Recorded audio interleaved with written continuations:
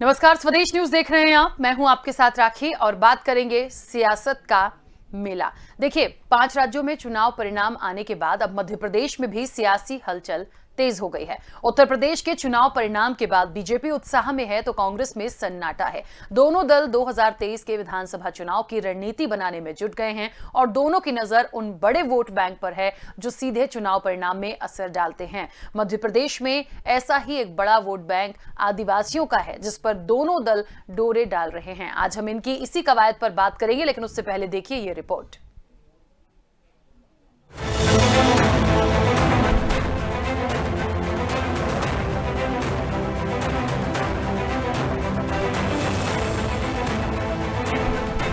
मध्य प्रदेश की शिवराज सरकार अब आदिवासियों के महापुरुषों को याद करने के बाद अब उनके त्योहारों को भी बड़े धूमधाम से मनाने की तैयारी में जुट गई है। चुनाव के 1.5 साल पहले इसकी शुरुआत भगोरिया से होने जा रही है। आदिवासी बाहुल्य में जिले में लोक संस्कृति की छटा बिखेरने वाले पारंपरिक आदिवासी पर्व भगोरिया की शुरुआत 11 मार्च से हो चुकी है। पिछले 2 सालों तक कोरोना बंदिशें इस बार भगोरिया पर्व में नहीं है। भगोरिया मध्य प्रदेश के आदिवासियों का प्रमुख त्योहार है जिसमें लगने वाले मेलों में हजारों लोग जुटते हैं।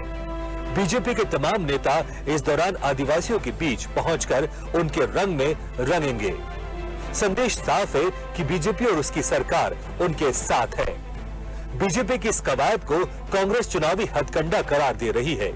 उसका कहना है कि मध्य प्रदेश में आदिवासियों के लिए जो कुछ भी किया है कांग्रेस ने ही किया है। हाँ, उसने इसका दिखावा नहीं किया। भगोरिया में आज तक क्या किया भारतीय जनता पार्टी ने? इतने सारे साल हमने देखे भाजपा के, उसमें तो हम कभी नहीं देखते थे। हमारे नेता हैं उमंग सिंघार जी हैं, हनी बघेल जी हैं, ओमकार मरकान जी हैं, ये वहाँ पर नाचते भी हैं और वहाँ पर ढोल भी बजाते हैं और उन लोगों के बीच भी रहते हैं। हमारा कार्यकर्ता भी रहता है, मैं खुद जाता हूँ, हमारे बहुत साथी जाते हैं भगोरिया में, इस बार भी जाएंगे। तो ये सारी की सारी चीजें भारतीय जनता पार्टी के लिए नई है। हमारे लिए ये जन्मों जन्मों का साथ है, हमारे लिए एक सदी का साथ है। कांग्रेस पार्टी और आदिवासी समाज का जो साथ है उसे कोई ना तोड़ पाया है ना तोड़ पाएगा। वहीं बीजेपी का दावा है कि कांग्रेस ने हमेशा आदिवासियों की उपेक्षा की है। उसने सिर्फ आदिवासियों का हितैषी होने का स्वांग किया है। बीजेपी के नेता आदिवासियों के हित को लेकर कांग्रेस को खुली बहस की चुनौती दे रहे हैं। अनुसूचित जाति और जनजाति वर्ग के बीच में भारतीय जनता पार्टी संगठन या सरकार के नाते या मुख्यमंत्री शिवराज सिंह चौहान जी ने वोट बैंक की राजनीति नहीं की। हम तो चुनौती देते रहे कांग्रेस को, आज भी चुनौती देते हैं। आओ, जनजातियों के लिए किसने कितना विकास किया, कितने योजनाएं सफल क्रियान्वित की, चर्चा करके देख लो। रोटी कपड़ा मकान शिक्षा स्वास्थ्य संचार हर एक मामले में चर्चा करके देख लो।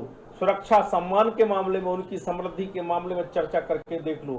कांग्रेस ने केवल ठगा धोखा दिया और आज भी भटकाव और भ्रम फैलाने की बात करते हैं। मध्य प्रदेश में आदिवासी शुरू से ही कांग्रेस का बड़ा वोट बैंक रहा है। ये जिस पार्टी के साथ रहा, मध्य प्रदेश में उसी दल की सरकार बनती आई है।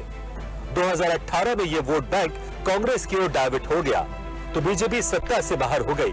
2023 के पहले बीजेपी फिर इस वर्ग को अपने पाले में लाने की कोशिश में लगी है। पहले आदिवासी महापुरुषों के नाम पर नामकरण और अब आदिवासी त्योहारों को मनाने की कवायद उसी का हिस्सा है। देखना है कि ये कवायद कितनी कामयाब होती है।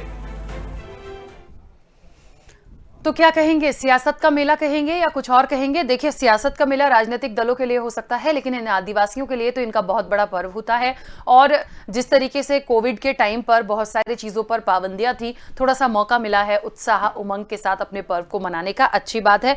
देखिए, भगोरिया मेले में कई दिग्गजों के पहुंचने की बात है। जिस तरह से कांग्रेस कहती है कि हमारे नेता हमारे दिग्गज हमेशा जाते थे, हम इस बार भी जाएंगे, भारतीय जनता पार्टी तो कभी नहीं करती थी। और क्योंकि अब इलेक्शन नजदीक है, बड़ा वोट बैंक होता है, तो कहीं ना कहीं उनको साधना है। एक बात समझ में नहीं आती है कि जब भी किसी का पर्व होता है, वो आदिवासी हो, दूसरे वर्ग के लोग हों, आप हमेशा गंगा जमनी तहजीब की बात करते हैं, तो आप सारे पर्व को अच्छे से मनाइए ना। आपकी, मैं कहती हूं, सरकार किसी की भी हो, जब भी कोई पर्व आ रहा है, चाहे आदिवासियों का हो, दूसरा क्षेत्रीय पर्व हो, आप जाइए, उनके साथ मिलिए, उनके लिए अच्छी अच्छी सौगात दीजिए, उनके काम करिए। सौगात सिर्फ मत दीजिए, धरातल पे भी करके दिखाइए। ये दोनों दलों के लिए मुझे लगता है महत्वपूर्ण है। लेकिन अब हम देखें कि सिर्फ इलेक्शन है और भगोरिया हो रहा है तो हम वहां जाएंगे, उनसे बात करेंगे, फिर हम बहुत बड़े बड़े ऐलान भी करेंगे। तो ये अक्सर से हम देखते ही आए हैं।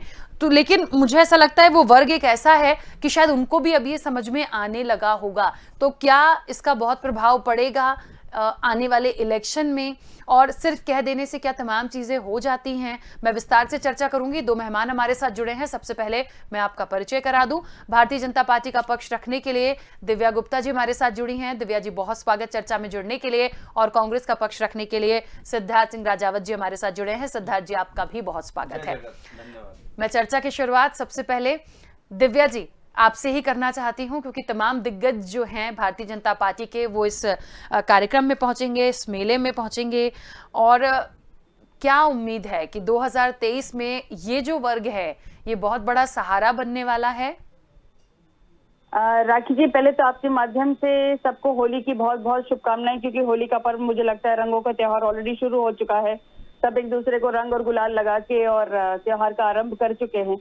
तो आपके माध्यम से, आपके चैनल के माध्यम से सबको रंगों की बहुत बहुत शुभकामनाएं। अब बात आती है कि भगोरिया को हम भारतीय जनता पार्टी यूज कर रही है। मुझे लगता है कि ये जो शब्द वोट बैंक गड़ा हुआ है, ये कांग्रेस का गड़ा हुआ वोट बैंक वाला शब्द है, जिससे मुझे सख्त आपत्ति है। देखिए, आपने हमेशा जनता को वोट बैंक माना। आपकी नियत और नियति इसीलिए हमेशा इस तरह की रही कि आप जनता को जनता न समझ के, हितग्राही न समझ के, उनको इंसान न समझ के, उनको हमेशा वोट बैंक मानते रहे और वोट बैंक की राजनीति करते रहे। इसलिए जनता ने आपको नकारा भी। देखिए, जिन लोगों के लिए आपने ये पर्व गढ़ा, जिन लोगों के लिए ये पर्व हो रहा है, वो लोग बहुत पवित्रता के साथ इस पर्व को मनाते हैं। और ये जो भगोरिया के बारे में बहुत सारी भ्रांतियां हैं कि ये भागने का पर्व है, तो ये भागने का पर्व नहीं है। ये सिर्फ लोक कला और लोक संस्कृति का पर्व है और इस पर्व को बढ़ावा दिया जाना चाहिए, क्योंकि अगर लोक संस्कृति को अगर हम बढ़ावा नहीं देंगे तो ये धीरे धीरे ये विलुप्त होता चला जाएगा। इसलिए बहुत आवश्यक है कि इसको इस तरह का प्राश्रय भी मिले, इस तरह को मीडिया अटेंशन भी मिले। हाँ, कांग्रेसियों का बार बार वहां पे जाना, मुझे जरूर लगता है कि कड़कनाथ के लिए जाना जरूर होता होगा, जो भारतीय जनता पार्टी कभी भी नहीं गई। ये बहुत बड़ा आकर्षण रहा है। कई बार मैंने सुना था मेरे कांग्रेसी मित्रों से कि वहां जाएंगे तो कड़कनाथ मिलेंगे, और आप सब जानते हैं मैं किस चीज के बारे में चर्चा कर रही हूँ, मैं तो उसके बारे में जानना भी नहीं चाहूंगी। तो ये जो एक हमारी चुनाव को लेके हमेशा एक मानसिकता रही है कि मुझे इसको भुनाना है, इसको लेकर आना है क्योंकि मुझे चुनाव में जीतना है, तो I am sorry, Bharatiya Janata party इस तरह की मानसिकता कभी नहीं रखती। उसके लिए बहुत जरूरी है कि झाबुआ जैसे अंचल में विकास पहुंचे, और आप अब जाएंगे और देखेंगे तो झाबुआ का जो विकास हुआ है, जो एक बहुत बड़ी तब्दीली आ चुकी है, जो हमने कांग्रेस के समय में देखा था कि वहां से गुजरना भी मुश्किल होता था, कॉन्वॉय में हम लोगों को जाना पड़ता था, 12-12, 13-13, 15-15 गाड़ियां और जिनको पुलिस एस्कॉर्ट करती थी वो जाती थी। तो झाबुआ के वो दिन देखे हैं हमने, और यहाँ वो झाबुआ की तब्दीली देखी जहाँ डीजे पे डांस होता है, जो जीन्स पहनते हैं, स्नीकर्स पहनते हैं, गॉगल्स लगा के डांस करते हैं। ये जो एक बदलाव आया है, ये बदलाव की जो बयार है, ये बहुत सुंदर बयार है, पवित्र बयार है।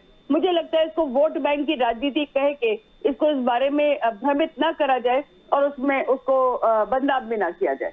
ठीक है, चलिए सिद्धार्थ जी, अब मैं आपसे क्या पूछूं कि क्या आप लोग डोरे डालने का प्रयास कर रहे हैं इस वर्ग पर? हालांकि जैसा कि मैंने प्रतिक्रियाओं में सुना कि जाते हैं, अब ये तो हर बार कई होता है कि हम भी जा रहे हैं, वो भी जा रहे हैं, नया करेंगे, नया होगा, मतलब इतना कर करके ना हमें बहुत टाइम से आदत हो गया है। तो मुझे लग रहा है अब मैं क्या करूं। अब दिव्या जी ने तो स्पष्ट कर दिया कि हम तो बस उनके उत्साह में शामिल होना चाहते हैं। अब कांग्रेस के लिए क्या करूं? कांग्रेस भी शामिल होने जा रही है या डोरे डालने जा रही है? देखिए राखी जी, कांग्रेस जान ही रही है, कांग्रेस कई सालों से सम्मिलित होती है, और जो आदिवासी भाई बहन हैं उनके साथ में हम लोग आज से नहीं, आज़ादी के पूर्व से हम जो हमारे स्वतंत्रता संग्राम सेनानी थे, तो उनका एक जो सहयोगी दल हुआ करता था, तो हमारे आदिवासी भाई बहन उनकी मदद करते थे, उनको रुकने में, उनको छुपाने में, हर प्रकार की मदद करते थे। तो हमारा उनसे आज का नाता नहीं है, हमारा उनका 100-125 साल का पुराना नाता है, और हम उनको आदिवासी के रूप में नहीं देखते, एक सहयोगी हमारे एक सहयोगी के रूप में देखते हैं। और मेरी बहन जो अभी बोल रही थी, तो मैं पहली बात तो स्पष्ट कर दूं कि भारतीय जनता पार्टी की कथनी और करनी में कितना फ़र्क है। जब जब चुनाव आता है या जब जब उनको कोई इवेंट करना होता है तब उनको आदिवासी याद आते हैं। हमारे अभी प्रधानमंत्री जी भोपाल आए थे, तब आपने देखा था कि 5 लाख आदिवासी भाई बहनों का इन लोगों ने एक सम्मेलन किया था, जिसमें से भी ये 1.5-2 लाख भी नहीं जुटा पाए थे। और उसमें भी आपने देखा था कई बसें और पूरा प्रशासन लग गया था उनको लाने में। बोल लीजिए, आप बोल लीजिए, उसका भी मैं जवाब दिव्या दूंगा। जी आ रही। जी, मैं तो सिर्फ हाथ उठा रही हूँ, पहले आप बोलिए फिर उसका जवाब पॉइंट टू पॉइंट आपको रिबटल दूंगी। और कोई बात राखी नहीं, जी, आप मैं बताइए। आपके माध्यम से बता दूं, एनसीआरबी की रिपोर्ट जग जाहिर है कि आदिवासियों के संग कितना अत्याचार हुआ है। नेमा बार्की भी आपको मालूम है, और अभी मेरी बहन बोल रही थी कि कॉन्वॉय से वहाँ पे जाते थे और उसमें पूरी पुलिस लेके जाती थी। तो मैं भी बता रहा हूँ, मैं भी उपचुनाव में नेमा बार्क अभी मैं उपचुनाव में था, झाबुआ अभी जो हुआ है उसमें, तो मैं गया था। तो रात में मेरे पीछे 8:30 बजे गाड़ी लग गई थी। और भारतीय जनता पार्टी की आपकी सरकार है अभी, और आपकी 18 साल से सरकार है। हम कैसे अपनी जान बचा के और झाबुआ के सर्किट हाउस में पहुंचे हैं, वहां पे जाके हमने कंप्लेंट की, एसपी को फोन किया। तो आप ये मत बताइए कि आपके समय में रामराज आ गया, कांग्रेस के समय में वहां पे अराजकता थी। अब रही बात, आप ये देखिए 4000 से ज्यादा आदिम जाति कल्याण विभाग बंद कर दिए गए हैं, सारे छात्रावास बंद कर दिए, उनकी छात्रवृत्ति बंद कर दी है। 1.5 लाख के बैकलॉग के पद थे जिसमें आदिवासी भाई बहनों की भर्ती होनी थी, उनको इसलिए नहीं लेके आ रहे कि वो किसी प्रकार से ओवर एज हो जाएं, तो हमारी सरकार को है ना वो कम से कम उनको भर्ती ना मिले। और सरकार के पास खजाना नहीं है उनको कहीं भी एडजस्ट करने का, इसलिए बहाना मारते हैं। एनसीआरबी की रिपोर्ट, ऐसी कई फहरिस्तें हमारे पास, जो आप आदिवासियों के संग जो अत्याचार हो रहा है उसकी मेरे पे रिपोर्ट है। और मैं आपके माध्यम से अभी रजनीश जी जो बोल रहे थे कि भारतीय जनता पार्टी ने क्या किया है और कांग्रेस ने क्या किया है, तो मैं उनका चैलेंज स्वीकार करने के लिए तैयार हूं। मेरे पास डाटा है, एनसीआरबी का भी है, केंद्र सरकार का भी है। आपको बता दूं, पिछले विगत साल में केंद्र सरकार का जो आदिम जाति कल्याण विभाग का जो 60% आता है, 40% राज्य सरकार देती है। उसमें से ना तो राज्य सरकार ने दिया है ना केंद्र सरकार ने दिया है। मेरे पास डाटा रखा हुआ है, और डाटा अपना उसमें 0 पूरा का पूरा जो नीति आयोग का डाटा है, तो वो भी मैं आपको उपलब्ध करा दूंगा राखी जी। और जैसा कि मेरी बहन बोल रही थी, तो मैं आपको संज्ञान में आपके भी ला दूं और इनके भी ला दूं कि आदिवासी लोगों का जो मूलभूत जो चीज है, उनको चाहिए रोजगार, उनको चाहिए आधुनिकता। जो आप बोल रही थी कि स्नीकर पहनते हैं, जीन्स पहनते हैं, चश्मा लगाते हैं, आप एक बार मेरे साथ चलिए वहाँ के जो रिमोट एरिया है वहाँ पे, एक बार मैं भी चुनाव प्रभारी था, मैं देख कर आया हूँ वहाँ के जो नौजवान हैं उनके अंदर उत्साह है नौकरी करने का, उनको खेल कूद में जाने का उत्साह है, उनको शराब बेचने का नहीं है। जो हमारे माननीय मुख्यमंत्री जो उनके लिए जो एक माइक्रो डिस्टिलरी बना रहे हैं और एक हेरिटेज शराब के रूप में उन हमारे आदिवासी जो युवा वर्ग है उनको आप उसमें ढकेलना चाहते हैं, उसको मांडुआ बनाना चाहते हैं आप अग्निपथ की तरह। उस तरह से वो बच्चों को आप एक नया उज्जवल भविष्य दीजिए। Very sad. मुख्यमंत्री जी ने बोला है कि हम आदिवासी क्षेत्र में डिस्टिलरी, माइक्रो डिस्टिलरी लगाएंगे और हेरिटेज शराब बेचेंगे। आप बोल रही है very sad. This is not saying to, this is not my words, this is मुख्यमंत्री, आपके मुख्यमंत्री बोल रहे हैं। I am not saying this। मैं जवाब देती हूँ सर आपका, मैं जवाब देना चाहूंगी। जी दीजिए आप। जी राखी जी, आपकी परमिशन हो तो मैं आगे बोलिए, बिल्कुल बोलिए। सिद्धार्थ जी, बहुत सारे आपने पॉइंट्स रखे, मैं उनका पॉइंट दर पॉइंट आपका रिबटल करना चाहूंगी। आपने एनसीआरबी का डेटा रखा है सर, तो आपके संज्ञान में, और राखी जी आपके संज्ञान में लाना चाहूँ कि अभी भी राजस्थान नंबर 1 है। और कल का ही आप मध्य प्रदेश पे आइए, सर 13,000 लड़कियां गायब हैं, जिसमें से 7,832 नाबालिग बच्चियां हैं जो लॉकडाउन में गायब हुई हैं। एनसीआरबी की रिपोर्ट है, उसमें आपने क्या किया है? आपने क्या किया? आप जो बोल रहे हैं, अभी रजनीश जी बोल रहे थे कि हमने आदिवासी बच्चियों और भाई बहनों के लिए उनके उत्थान के लिए कार्य किया है। आप बताइए 7,832 बच्चियां कहाँ गई वो बच्चियां, आदिवासी बच्चियां कहाँ गई? ठीक है, 1 मिनट, ठीक है, प्लीज एक करके अपनी बात रखिए। मैंने बहुत पेशेंटली आपकी बात सुनी, थोड़ी सी समय दीजिए, हम डिबेट कर रहे हैं। आपने बोला, मैं अब सुनूंगी, मैं अब आप सुनिए प्लीज। अब दूसरी बात, हेलो, हाँ बोलिए दिव्या जी, बोलिए। तो सिद्धार्थ जी की जो बात है, मैं फिर आपके पास आऊंगी कि सबसे पहले तो एनसीआरबी के डेटा को हम करेक्शन करते हैं। एनसीआरबी में अभी भी राजस्थान नंबर 1 है, और कल ही राजस्थान के एक मंत्री जी का वीडियो जारी हुआ है। अगर सिद्धार्थ जी के पास नहीं हो तो मैं कीजिएगा, उत्तर प्रदेश नंबर 1 पे है, मैं आपको लिस्ट दे दूंगा। सर 1 सेकंड मुझे बोल लेने दीजिए प्लीज। तो आप गलत डाटा मत दीजिएगा डिबेट में। गलत डेटा नहीं है सर, सही डेटा है। Please go on the website and see. एक बात। दूसरी बात, जो आप कहना चाह रहे थे कल, हाँ मैं बात अभी पूरी नहीं कर पाई, तो कल वो एक राजस्थान के मंत्री जी का वीडियो जारी हुआ है जिसमें उन्होंने कहा है कि हाँ मैं मानता हूँ एनसीआरबी के डेटा में राजस्थान रेप में नंबर 1 है। फिर उसके बाद उन्होंने पॉज लिया, और पॉज लेने के बाद बड़ी हिमाकत से दिखाते हुए उन्होंने कहा क्योंकि मर्द भी तो सारे राजस्थान में ही रहते हैं। ये वीडियो है, इस वीडियो का बहुत फिर उसके बाद बहुत सारा वायरल हुआ, उसकी बहुत सब लोगों ने बहुत जब उसका बुराई करी तब उन्होंने माफी मांगी, लेकिन सब लोग हंस भी रहे और इस तरह का एक वीडियो जारी हुआ। तो विपक्ष है वहाँ पे, विपक्ष को आवाज उठानी चाहिए। आप मध्य प्रदेश की बात कीजिए। हाँ मैं आ रही हूँ, आई एम कमिंग बैक। हमारी कांग्रेस अगर उसमें कोई गलती है वो उसमें भी संज्ञान लेंगे, अगर हम गलती पे हैं तो हम उस पर भी बात करेंगे। सिद्धार्थ जी प्लीज बोलने दीजिए। दूसरी बात जो आपने कही थी कि आप मांडवा बनाना चाहते हैं क्योंकि आप शराब करना चाहते हैं। सर आपको मैं एक बात बता दूं कि जो मदिरा पान है या मदिरा है, ये चिरकाल से चलता हुआ आ रहा एक बिजनेस है। अब अगर आप उसको इलीगल ट्रेड में डालना चाहें या लीगल ट्रेड में डालना चाहें, ये इससे बड़ा अच्छा और कोई चीज नहीं हो सकती है, क्योंकि इलीगल शराब बेचने से कहीं ज्यादा अच्छा है कि उसको हम लीगल ब्रैकेट पे लेकर आए और तब जाके अगर उसको बेचते हैं तो उससे डिस्टिलरी लगाने से आप ये बात मान के चले कि महुआ को हम इंटरनेशनल लेवल बना सकते हैं, हम महुआ का विक्रय विख्यात कर सकते हैं, हम महुआ को जो बेचेंगे, जो डिस्टिलरी लगाएंगे, उससे बहुत सारे युवाओं को रोजगार भी मिलेगा। आप उस बारे में अगर चिंता करें या समझें तो आपको समझ में आएगा कि इसके पीछे जो दूरगामी या दूरदर्शी जो सारी की सारी सोच है, वो सोच किसी को शराब का सेवन करवाने की नहीं है, किसी को कलानी पे बिठाने की नहीं है, उसको इंटरनेशनल लेवल पर उस लेवल को लेके जाने की बात है। तो उस बात को भी कम से कम आपको सोच लेना चाहिए। तो आप ये बात मानती हैं कि उमा भारती जी गलत बोल रही हैं? उमा भारती जी को आप नकारती हैं? उमा भारती जी जो बोल रही है वो उनका अपना वक्तव्य है, वो उनका भारतीय जनता पार्टी का नहीं है, ये बात आप मानती हैं? आप स्वीकार कीजिए। उनके वक्तव्य को हम नहीं, व्यक्तित्व को नहीं। उमा भारती जी भारतीय जनता पार्टी की नहीं है, यह सिंधिया समर्थक प्रद्युमन सिंह जी आपकी पार्टी के नहीं है, जो वो बोल रहे हैं कि शराबबंदी के लिए हम रोड पर उतरेंगे। सर उमा भारती जी का बयान उमा भारती जी का पर्सनल बयान है। नहीं, पर्सनल नहीं है, पार्टी का बयान है, ये पार्टी का बयान है। कल पत्रकारों ने पूछा तो उन्होंने कहा मैं अधिकृत इस बात को पार्टी के नाते से बोल रही हूं। इसको आप स्वीकार कीजिए कि वो, आप इस बात को स्वीकार कर लीजिए कि उमा भारती जी पार्टी में नहीं है। सिद्धार्थ जी वो शराबबंदी के लिए उतरेंगी तो आप उनको निष्कासित करेंगी पार्टी से क्या? आप ये बताइए, मुख्यमंत्री जी निष्कासित करेंगे अगर वो शराबबंदी को उतरेंगे? ठीक है, अनावश्यक तर्क को कुतर्क में चलिए, क्योंकि अनावश्यक प्रश्नों के जवाब आप दोनों एक दूसरे के बातों का जवाब दे रहे हैं, उस बीच में प्लीज ये ना भूलें कि हम जिस वर्ग पे बात कर रहे हैं वो अछूता ना रह जाए। मैं बहुत कम इंटरप्ट करती हूँ, प्लीज आदिवासियों पर राखी जी आपका बिल्कुल इंटरप्शन बिल्कुल शिरोधार्य है, बिल्कुल समझ में आ रहा है, लेकिन मेरा सिर्फ बार बार ये कहना है कि जो भारतीय जनता पार्टी है वो कभी भी इस बात को लेकर नहीं कर रही कि हम लोग वोट बैंक की राजनीति करें और इस बात को लेके हमेशा इस बात को लेके बोलते रहे कि नहीं जी हमने इस तरह का संपर्क करा क्योंकि हमने मेले लगाए, क्योंकि मंत्री जा रहे हैं वहां पर, क्योंकि हमको वोट बैंक की राजनीति करती।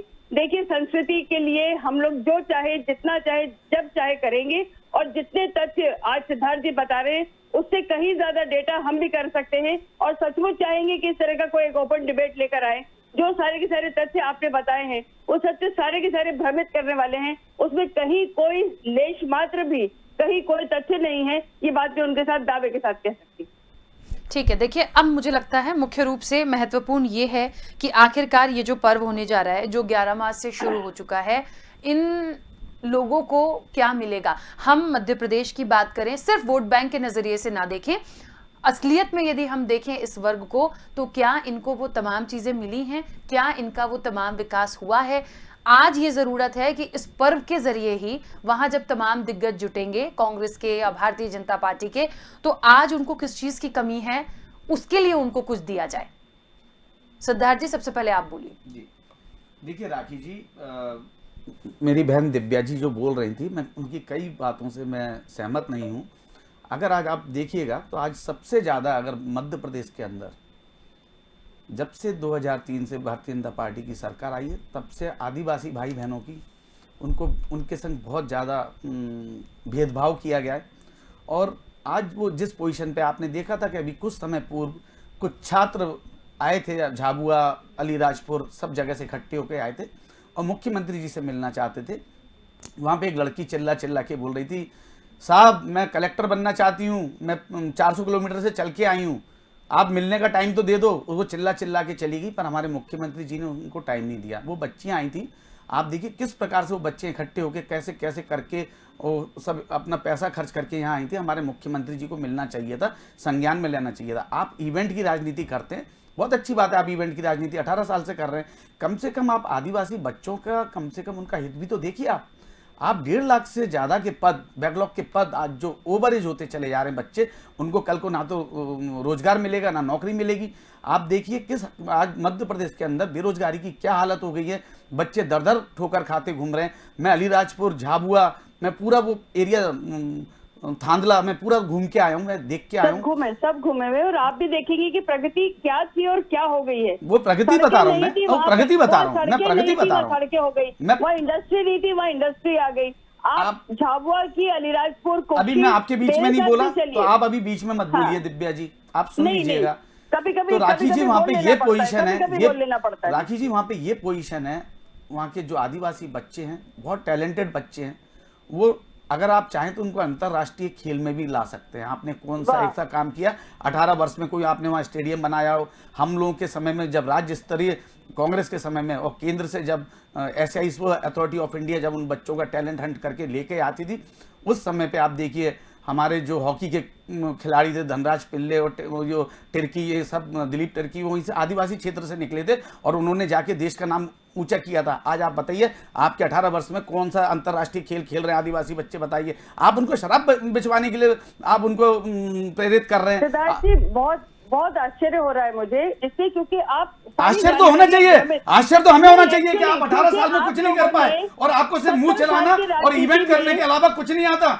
दिव्या जी, और भारतीय जनता पार्टी किस प्रकार से झूठ परोसती है, किस प्रकार से NCRB, किस प्रकार से नीति आयोग के आंकड़े हैं उनको तोड़ मरोड़ के पेश करती है। नीति आयोग साहब बोल रहा है कि उत्तर प्रदेश अत्याचार में, महिला बलात्कार में नंबर 1, और आप बोल रही है कि राजस्थान है। अरे भाई, कभी आप अपने मध्य प्रदेश की भी बात कर लें। आप मध्य प्रदेश में ऐसा कौन सा राम राज्य लेके आ गई थी कि आपने उज्जैन के अंदर दिए जलाने की बात करी? अगर दिए जब जलाए जाते हैं जब राम राज्य आ रहा हो, कहाँ से कहाँ दिव्या जी, मैं वही बोल रहा हूँ कि हमारे तो ये बताइए, मैंने एक सवाल किया था, आप ये बताइए। बहुत सिंपल सवाल है कि क्या इससे उस वर्ग को कुछ हासिल होना है? मैं सिर्फ आपको बात, मैं आपसे पूछ रहा हूँ कि शराब बेचने से उस वर्ग को कुछ हासिल होना है? उस वर्ग का परिवार का आदमी जो नए युवक, मैंने एक छोटा सा सवाल किया था कि इस भगोरिया पर्व पर तमाम दिग्गज कांग्रेस बीजेपी के जुटेंगे, उनको क्या मिलेगा, उनके लिए कोई सोचेगा? उसका जवाब नहीं आ रहा, बाकी देखिए मैं आपको जवाब देता हूँ राखी जी, मैं बड़े जिम्मेदारी से आपको जवाब देता हूँ। अच्छा, एक मिनट सिद्धार्थ जी, एक सेकंड, क्योंकि देखिए समय की भी सीमा है। दिव्या जी, भारतीय जनता पार्टी से, क्योंकि उनकी सरकार भी है, आपकी सरकार भी है, क्या आदिवासियों को मिलने की उम्मीद है? बहुत कम शब्दों में जल्दी से बोलिएगा। मैं बहुत जल्दी आपकी बात को रैप अप करना चाहूंगी। मैं सिर्फ आपको एक बात बताना चाहूंगी कि 70 साल की राजनीति पे दोहन और शोषण के अलावा कुछ भी नहीं हुआ, सोचा भी नहीं गया, और जिस तरह से गर्त में उनको भेजा जा रहा था और वो चले गए थे, वहां से उत्थान की जो प्रक्रिया शुरू हुई है उसके लिए गर्व है कि ऐसा शासन और ऐसा प्रशासन है। 1 नंबर 2, सिर्फ भगोरिया नहीं, मैं तो सिर्फ और बहुत आगे जा रही हूँ। एक सिकल सेल एनीमिया जो झाबुआ की जगह इतनी तरह से बुरी तरह से व्याप्त है, उसके बारे में कांग्रेस ने आज दिन तक नहीं सोचा था, जिसके बारे में एक बहुत रणनीति के साथ काम करा जा रहा है, और वहां पर सिकल सेल उन्मूलन का एक बहुत वृहद महत्वाकांक्षी योजना तैयार होकर काम शुरू हो गया है। सिद्धार्थ जी से मैं पूछना चाहूंगी, और जो खेलो इंडिया का जो बहुत सारा अभी एक और महत्वाकांक्षी कार्यक्रम है, और इस तरह के बहुत छोटे छोटे कार्यक्रम जो नीचे धरातल तक चले गए हैं, उन बारे में सिद्धार्थ जी को अगर नहीं मालूम तो सिद्धार्थ जी, मैं आपको लेके जाना चाहूंगी और दिखाऊंगी कि अलीराजपुर, कुक्षी और झाबुआ किस तरह से उन्नति की ओर अग्रसर हो रहा है, और किस तरह वहां पे इंडस्ट्री डेवलप करी जा रही है ताकि लोगों को एम्प्लॉयमेंट मिले। तो बदलाव की बयार आ चुकी है। आइए आप हमारी नजर से देखने की कोशिश करिए। आपने सिर्फ शोषण करा और कुछ नहीं। राखी जी, नीति आयोग का NCRB की जो रिपोर्ट आई है, मेरे पे पूरा डाटा रखा है। अभी जब बजट सत्र था तो हमने उस पर प्रेस कॉन्फ्रेंस भी की थी और मैं डिबेट में भी बैठा था, तो मैं अपनी दिव्या बहन को बता दूं इनकी थोड़ी जानकारी के लिए, इनकी जानकारी दुरुस्त हो जाएगी। उसमें जो केंद्र से जो 40% पैसा आता है वो पिछले 3 साल से नहीं आया है, और राज्य सरकार 40% देती है। मेरे पे डाटा है, मैं डाटा उपलब्ध करा दूंगा, और रजीश जी को भी डाटा दूंगा कि जो बोल रहे हैं कि आदिवासियों के लिए हमने ये किया है। आप सुनिए, अभी मैं आपके बीच में नहीं बोला, आप सुनिए पहले पूरी बात, सत्य कड़वा होता है।